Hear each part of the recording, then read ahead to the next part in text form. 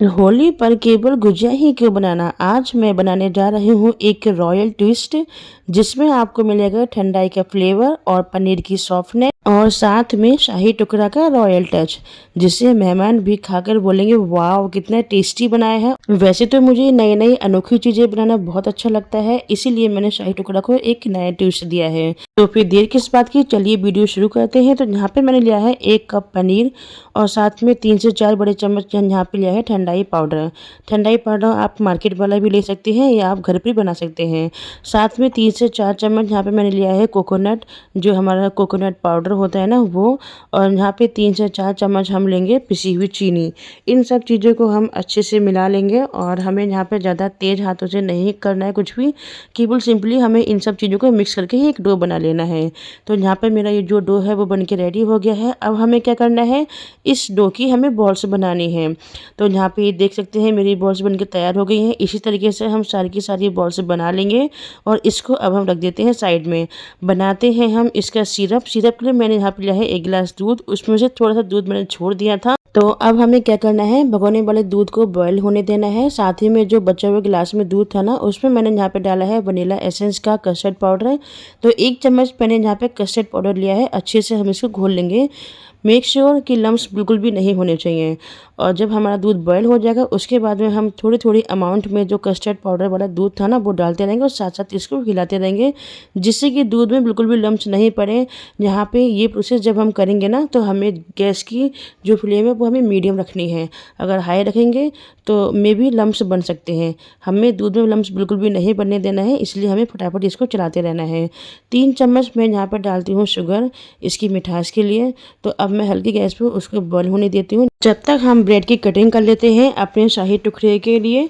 तो यहाँ पे मैंने ब्रेड को लिया है और साथ में हम जो इससे कॉर्नर्स हैं ना वो उनको निकाल लेंगे।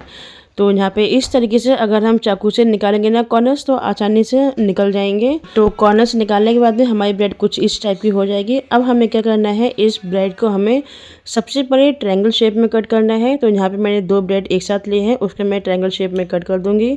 और इस ट्रायंगल शेप में कट करने के बाद में अब हमें इसी सेम ब्रेड को फिर से छोटा करना है और ट्रायंगल शेप देनी है। तो यहाँ पे इस तरीके से हम ब्रेड लेंगे और उसको बीच में से कट कर देंगे। फिर क्या होगा, हमारी जो दूसरी छोटी शेप है ट्रायंगल की वो बनके रेडी है। बीच बीच में हमें दूध को भी इस तरह से चलाते रहना है, जिससे कि ज़्यादा गाढ़ा ना हो जाए और मलाई भी नहीं पड़नी चाहिए। तो यहाँ पे मुझे ऐसा लगता है कि मेरा जो दूध है, जितना मुझे कंसिस्टेंसी चाहिए थी वो प्रॉपर बन गई है। तो एक बार मैं इसका टेस्ट लेती हूँ।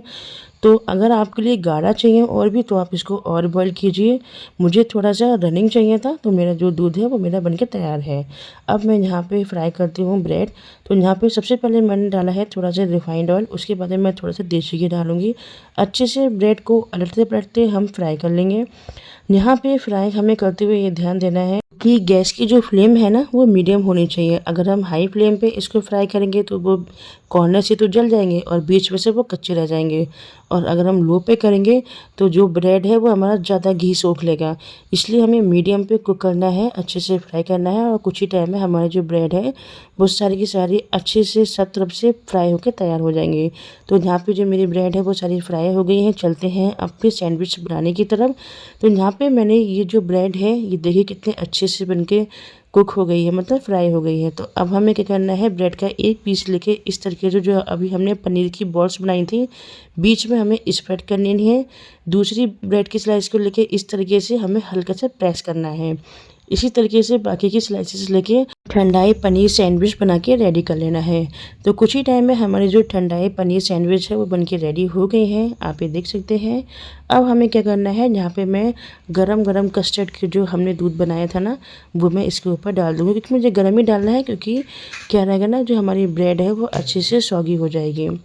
तो यहाँ पे हमने दूध डाल दिया है। आप ये दूध के भाप से भी देख सकते हैं कि मेरा जो दूध है कस्टर्ड वाला वो गर्म है।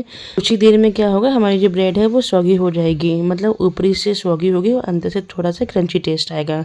फिर हम यहाँ पे स्प्रेड कर देते हैं अपने मनपसंद की कोई भी ड्राई फ्रूट्स। तो यहाँ पे मैंने आलमंड्स और पिस्ताचू लिए हैं और देखिए मेरा ये शाही टुकड़ा बन के रेडी हो गया है।